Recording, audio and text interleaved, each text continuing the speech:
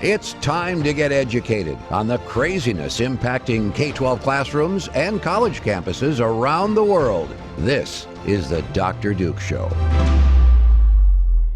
Hey everyone, and welcome to the Dr. Duke Show. We have a great program for you today, and we want you to please hit that share button to get the word out and beyond you and into the Ethernet, whatever that means. Today's show is sponsored by Mike Lindell and our friends at MyPillow. This week, MyPillow is offering their men's and women's sleep and loungewear for 50% off. You can buy 2 pairs of pajamas, one for you and one for the missus, and pay for just one of them. Looks awfully comfy for those cold winter nights. Simply use the code Dr. Duke, that's DRDUKE, and save up to 66% on all other items when you visit mypillow.com. Today we start in Long Island in New York, where a biology teacher is facing 4 years in jail after illegally giving a student a COVID shot at her own home. So many questions. 17-year-old boy at this biology professor's private home.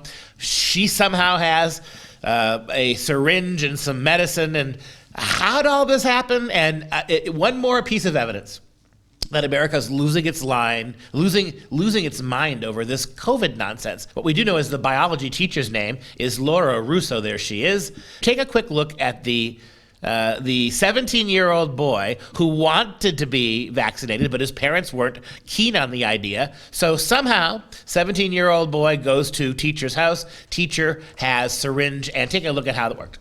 It was inside this Victorian-era Seacliff home on New Year's Eve a COVID-19 vaccination was administered, allegedly illegally to a 17-year-old boy without parental permission. There you go, at-home vaccine. Seen here in video obtained by CBS 2, the 54-year-old homeowner, biology teacher Laura Parker Russo, police say, had no medical qualifications. The teen wanted the vaccine. His parents, officials say, were against it. You'll be fine, I hope. Oh, here we go. He's getting it. Doctors called this irresponsible because the vaccine could have been corrupted, and the Herrick's High School teacher appeared unversed in medical protocol. Yes, unversed in medical protocol. And we have nothing but questions at this point, and we'll probably get some of the answers, but not for a little bit because her court hearing hasn't happened yet. So just stay tuned to the news on this one. But the simple fact that you have a high school biology teacher thinking, I want to do my part, and I want to make sure that kids, without their parents' consent, get jabbed if they want to get jabbed. So did she put out extra credit for the kids to come over to her house, which opens up a whole nother can of worms. Why are there 17-year-old boys sitting in her kitchen? What else is getting injected? We don't stop. But then the fact that, as it was kind of hard to hear, she says, here you go, or he says, here you go, at-home vaccine, but she said, you'll be fine, I hope. Right there, that kid should have been like, wait, what? Well, she holds the syringe like a dart. Or, I mean, it's like a dart game. And then I'm pretty sure that you got that long needle. The one thing you shouldn't have both hands on is the back side of this. I easily could have broken off in a bone. I still want to know where she got the vaccine in that kind of a quantity. I know. That's what we know that we don't. There's a lot that's coming down the road here. But this is a theme of the last couple of years of the Dr. Duke Show. The degree to which high school, middle school, public school teachers, somebody with a ridiculously cheap 4-year education degree, now thinks that they have superiority over parents on all of these kinds of medicinal, sexual, political things, religious things that ordinarily would be the purview of the parent. It's amazing how arrogant. And I repeat, you got a 4-year degree in biology. What in the world makes you think that counts for much of anything? So you're qualified to teach biology to 15-year-olds. Congratulations. It does not give you or empower you in any other way, sociologically, spiritually, chemically, in terms of what goes on in a doctor's office. You are not qualified, and you are certainly not more authoritative and responsible than the parents are for their own kids. Are you a fan of the show? Consider joining the Patriot Club. Your tax-deductible donation of $99 a year keeps us going. Simply visit patriotclub.us. That's patriotclub.us to pledge your support and receive our signature tumbler as a token of our appreciation. We've got much more to come. Stay with us.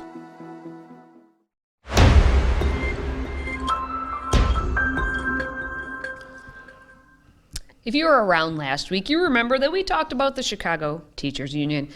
And that was last week. And we got to get on to this week where it's all about New York City and their schools and the chaos happening there. While they, being hundreds of high school students, have walked out on class to protest their unsafe learning conditions.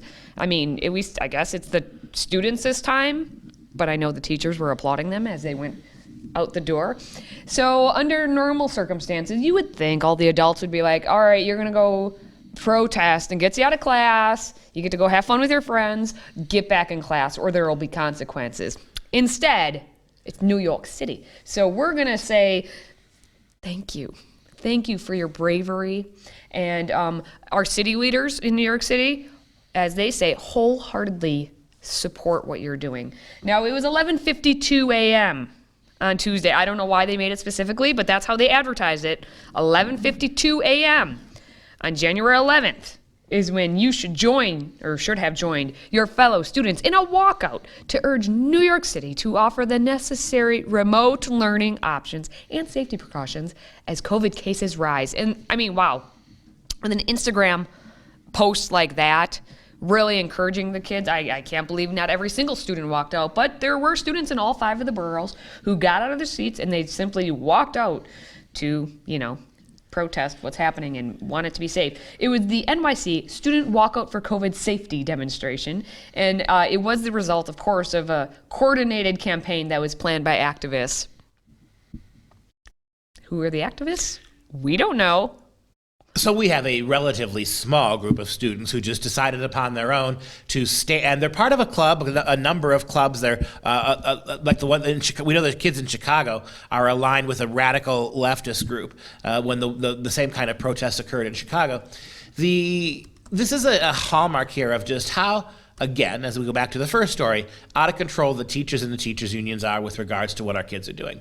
The fact that you have significant numbers of kids who have been charged up on left-wing ideology, the Antifa, Black Lives Matter movement garbage that have been substituting as actual education for a year and a half now in the public schools, those chickens are coming home to roost. And so you've got kids walking out and then making really remarkable demands, right? You're going to facilitate online learning. Every student should be getting a laptop from the government free of charge at these trying times. More giveaways, more goodies, so kids don't have to go to class. I understand why kids don't want to go to class. I've been a teacher for 40 years. Kids have never wanted to go to class. I get it. Now you have empowered the unions, or I should say the unions have empowered those kids when they walk out of school. As Katie pointed out, there is absolutely no consequence for those kids. In fact, not only is there any consequence for walking out of school for those kids, they are viewed as heroes by the teachers and by the superintendents and by the unions, and that means the mainstream media and the politicians are behind them as well. It is a huge, great big pat on the head to teachers, unions, and kids for getting absolutely nothing done, for having no real serious education whatsoever, and for the second consecutive year blowing off school in the name of empty virtue signaling political acts like these. Well, we don't have the exact count of how many students walked out, but it was estimated that 600 students from the largest school alone, Brooklyn Tech, actually had walked out. And if you looked at the video, it was just doors were open, kids were saying sayonara, I'm out of here. But if you take a look back at that Instagram post, it's kind of hard to read in their little long post there on the screen, but if you look in closely, they actually in their post say, at the moment, school is only spreading COVID and taking teachers and students away from classrooms. For this reason, schools need to close temporarily now to nip the problem at the bud instead of exacerbating it. So all COVID is doing is closing the schools and taking teachers away. So what we're going to do is close the schools and take the teachers away. And you've already spent a good year griping about online education as it's done by the public schools. You don't learn anything at all. It's completely worthless. And now this is your solution. Well, if you look statistically here at what happened the day before said protest, so it was January 10th, there were 11,825 COVID cases among students, and that estimates to about 1.2% of the 930,000 student body. So, in other words, the number of people who had COVID was tiny, and the number of people who protested is even tinier, and yet they're the ones who are sucking up all the oxygen on this issue. Yeah, and then we don't know who this anonymous sophomore is, but this anonymous sophomore from some schools told the Daily News, it doesn't feel safe to be in school, to be honest. In my classes, half the classes aren't there. Some have COVID, some are afraid of COVID, and the school just isn't doing anything about it. And another student basically explained the demand, saying that the main goal we have is to have a temporary shutdown of schools in NYC and a hybrid option for students who have food insecurities or who need childcare. We also want more COVID testing for students and staff and an improved Department of Education health screening. Yeah, that's what you... So, in other words, you got one anonymous kid whose feelings are that this isn't right, and then you've got another kid who's just sporting union talking points. Yes, both anonymous, right? Yes, but I want to talk at least about how the city is wholeheartedly behind them. The New York City Department of Education, their official's response came from Katie O'Hanlon, who's the department's spokesperson, saying, nothing is more important than the health and safety of our school communities. And we've doubled in-school testing and deployed 5 million rapid tests to quickly identify cases, stop transmission, and safely keep schools open. Student voice is key, and we'll continue to listen to and work closely with the most impacted by our decisions, our students. No, you're going to listen to the less than 1% who are radicalized and parroting the unions. That's who you're listening to. I notice there's not a single student interviewed of the vast majority who came to school. Not a single student has been singled out on the other side of this. Not a single teacher, not a single administrator, not a single union member. So you are really not listening to what the majority of New York school kids want at all. You're picking you're like a tick sucking the blood parasitically off of that tiny minority who say what you say and blowing this up into a major issue. Also, you don't have to teach the kids. Can you imagine what we would think if the nurses did this? If the nurses behaved this way, the ones who are dealing all day with sick people, not kids, the least likely group to have and spread this. Can you imagine if the courage and the bravery of nurses turned into your cowardly, childish run away from the problem? But then again, you're a public school, so why should we expect better from you? Well, let's just end on this one. The comment that was tweeted out by the Chancellor, David C. Banks, who says, we understand the concerns of our school communities during this crisis. The best decisions are made when everyone has a seat at the table. I'm inviting student leaders to meet with me so we can work together for safe and open schools. Except you don't want them all at that table unless that table's so large that everyone can be 6 feet apart and maybe use microphones or megaphones to talk to each other because they're so far away. And wake me when you invite one student who actually wants to learn. Today's show is sponsored by Clean Start Hand Sanitizer. For an odor-free foam hand sanitizer that lasts 2 hours and provides 19 refills, visit freedomproject.com/clean. That's KLEEN to order yours today.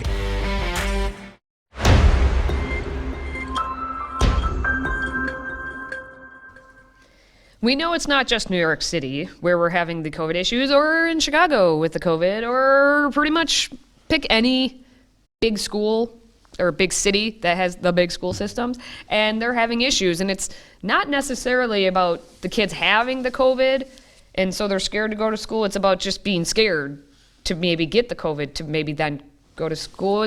Everyone's just scared and has been for 2 years.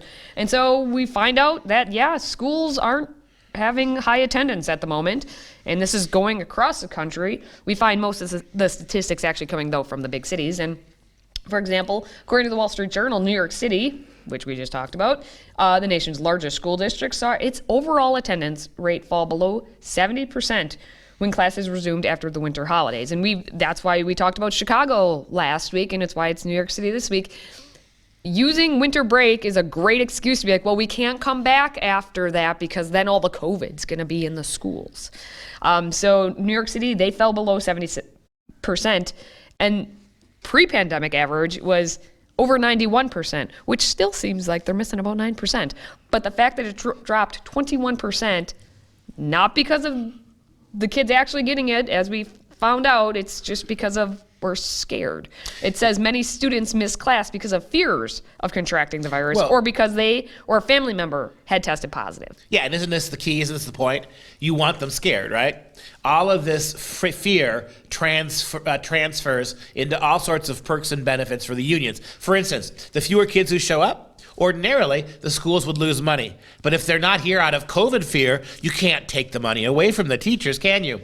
Meanwhile, in Boston Public Schools attendance has been around 70% since the end of the winter recess, according to officials there. Before the winter break, it was around 90%. In Chicago, we know what's been happening there. 2/3 of public schools in Chicago were in class on January 3rd after winter recess, and those numbers went up to 72% the following day. By comparison, attendance was about 85% during the last week of school before winter break. So gosh, what happened during student break?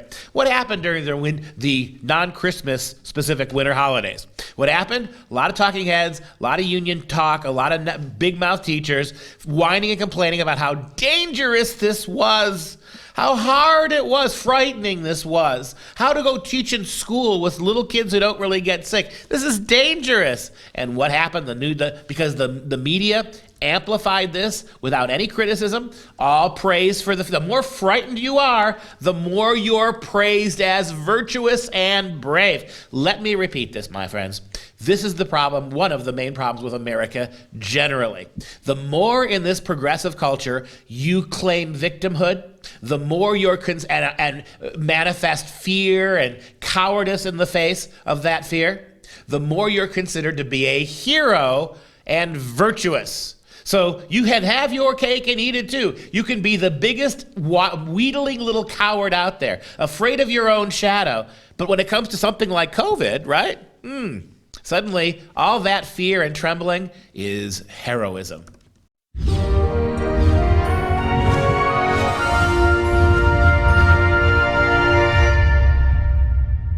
It's time for some real education, and so I'm kind of excited today. So I'm going to take a little more time than we usually do on Instant Classics with all the stupid stories we're reading you about virtue signaling and cowardice and fear, the three best words that describe American public education right now. Let's just ease into something a little bit better. We now have a situation where there's a brand new movie out on Apple TV.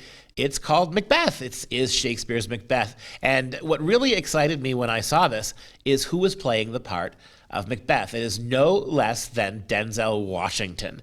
So I was, as a Shakespeare professor, incredibly amped up for this. I haven't seen it yet, but I have seen the trailer. Looks very interesting to me. And I'd like to spend a little time this week on Instant Classics, talking to you about Macbeth, and maybe urging you and getting you to sit down with your kids sometime over the next month or so and watch this show. This is kind of neat, right? I mean, it is an updated version, a modern day in some ways version of Macbeth, but it's in the old costumes, which I really like. I really dislike it when they take Shakespeare's plays and they dress it up to be in 1980s New York City or something like that. This one seems to be faithful to the era in which the play takes place. And you just take a look at the trailer. I'll show you the trailer myself on Thursday, the last day we do Instant Classics this week. I'll show you the trailer, and you can go find it yourself. It really does look like a important new version of this. And again, Denzel is perfect, I think, for this. And so that movie, this is called The Tragedy of Macbeth. It's a 2021 American historical thriller film written and directed by Joel Coen. Now, this is the first movie that Joel Coen has made not with his brother, Ethan Coen, right? So that's kind of interesting. This is Joel's first movie without his brother. And it's based, of course, on the play by Shakespeare. It is the first film directed by Coen, as we mentioned. And the film stars Denzel Washington, Frances McDormand, who also produced the film. And you've got a great British cast as well. Bertie Carvel, Alex Hassel, Corey Hawkins, Harry Melling, Catherine Hunter, and others. The Tragedy of Macbeth had its world premiere at the 2021 New York Film Festival on September 24th, 2021. It had a limited theatrical release on December 25th of last year by A24, and it is streaming right now on Apple TV as as of January 14th, 2022. The film received critical acclaim for its direction, its cinematography, and the performances of Washington, McDormand, and Hunter in particularly. So you're dealing here with a really great cast. I'm looking forward to see how they choose to produce and direct certain aspects of this play. But you could guarantee you three things actually. You're going to get a world-class performance from Denzel. You're going to get to put the kid in front of the kids a real, authentic version of what Shakespeare was trying to do. And number three, I like the moody black and white of this movie. I love the fact that the language and the costuming and the mise en scene are exactly the kind of thing that Shakespeare had in mind. And a little tip: the witches, the actress playing the witches. You've heard that right. The actress playing the three witches is really a delight and a fear if you get a chance to watch the play. So please consider doing this. I'm excited because this is wholesome TV. Usually when we do modern versions of Shakespeare, it's all politicized. It's all identity politics. It's completely swallowed up by the left, and it's social justice messaging. That's not going to happen here. So I really, really hope that you can sit down with the kids and watch this. You'll learn something yourself. I think the kids is a great way to introduce into the many joys of Shakespeare with a consummate leading consummate leading actor, male actor in this play. So let's take a quick look at one of the passages from the play. I'll give you one of these during Instant Classic as well. This is the great scene where Lady Macbeth finds out that her husband is now bringing the King Duncan under her battlements. Macbeth and his wife, they've been talking a long time about this. Do we remain what we are, or do we kill the king? Do we kill King Duncan and seize the throne from him? And so in the midst of this civil war, Macbeth has distinguished himself as an honor. The King of Scotland King Duncan promotes Macbeth and is going to stay this night in the house of Macbeth and his wife. And as the letter is being read by Lady Macbeth that is sent to her, she now knows they have a perfect excuse for using this as the time to take the life of the king and to become kings and queens. And she says a prayer. It's one of the most frightening prayers in all of literature because it is a prayer directed directly to the devil. It begins, she's praying to the devil to give her the masculine testosterone, to unmake her femality and to make her a killing machine like her male husband. She prays, "Come, you spirits that tend on mortal thoughts, unsex me here and fill me from the crown to the toe top full of direst cruelty. Come, you spirits, make thick my blood, stop up the access and passage of remorse, that no compunctious visitings of nature shake my fell purpose, nor keep peace between me and the effect and it. Come to my woman's breasts, and take my milk for gall, you murdering ministers. Wherever in your sightless substances you wait on nature's mischief, come, thick night, and pall thee in the dunnest smoke of hell, that my keen knife see not the wound it makes, nor heaven peep through the blanket of the dark to cry, hold, hold." And what a remarkable passage 400 years ago. She's actually praying to become transgendered. She's actually praying to transgender into a man so that she will have the cruelty and the anger and the viciousness to carry out this ruthless crime. Whenever I teach this class, I point this out to my Shakespeare kids. 400 years ago, Shakespeare took on the idea of women becoming men and recognized the evil that it was. If only we listened 400 years ago. All right, before we go, let's show some love to our Patriot Club members. Today, we're going to give our shout out to Jennifer from Summers Point, New Jersey. Jennifer, thank you for supporting us. And I guess that's going to wrap up this show. For Freedom Project, I'm Katie, and he's Dr. Duke. Jenny from Jersey. Until next time, stay educated, my friends.